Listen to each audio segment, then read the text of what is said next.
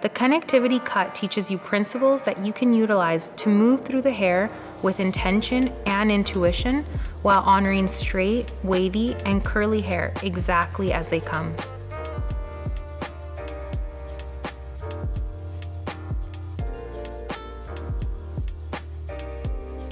You'll want to have your client start with clean, dry hair. We'll start by assessing the scalp and hair.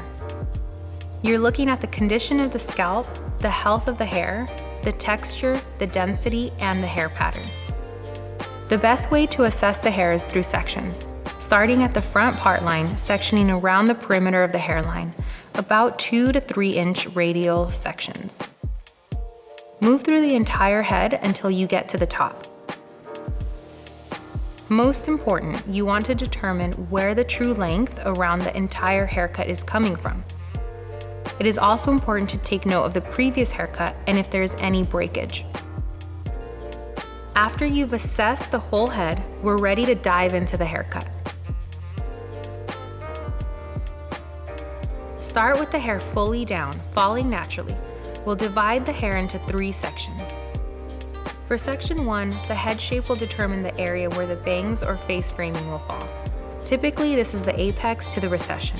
It will look like a pie shape or triangle at the part line once it is sectioned out.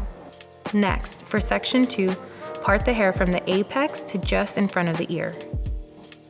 For section 3, create a curved line from the apex to the occipital bone.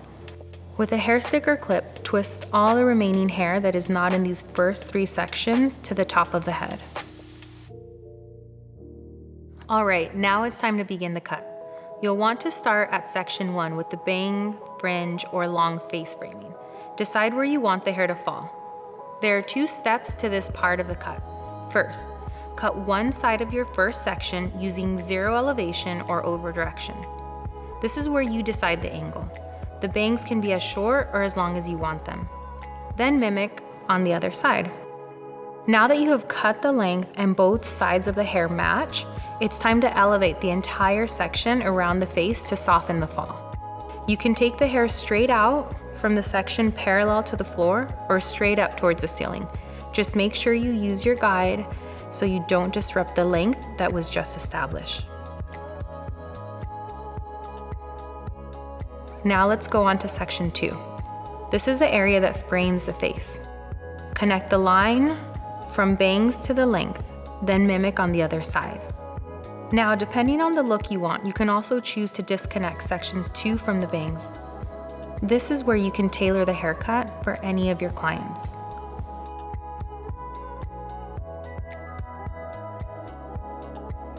For section 3, establish the length using no elevation or over direction.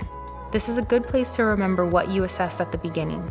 If you determine that the hair below the occipital bone was shorter than the hair above the occipital bone, adjust your sectioning so that you can establish a stronger foundation.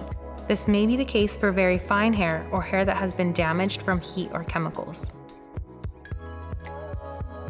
Now that you've established the foundation, we're going to create the layers.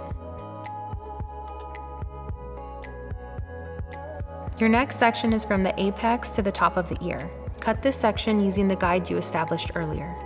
Mimic on the other side. For fine hair or someone who doesn't want to lose their hair's density, I recommend to over-direct the hair to your first section, using it as a stationary guide. This creates a strong face frame that remains full. For hair that is denser or fuller, I recommend using a traveling guide. Now take down another radial section from the top of the head to the mastoid. This is the bone just behind the ear. Again, use your guide. Either over-direct the hair to the first section or continue with a traveling guide. Then mimic on the other side. Next, take a radial section from the top of the head to the nape of the neck. Continue using a stationary guide or a traveling guide. Keep in mind the section size is determined by the density of the hair and your ability to see your previous guide. Mimic on the other side. If you have been using a traveling guide throughout this haircut, your last section will be the center back, following a guide from both sides.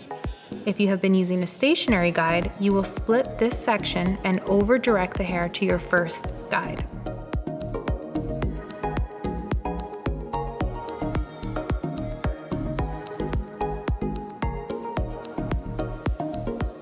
Once you've cut the whole head, feel free to do any detailing or minor adjustments. Once you're done with the haircut, it's time to cleanse, hydrate, and style. For Jacqueline's straight hair, I used Color Awakening Hair Bath and Color Radiance Conditioner. I styled her hair with Hair Love Prep Spray and I Create Lift Volumizing Foam.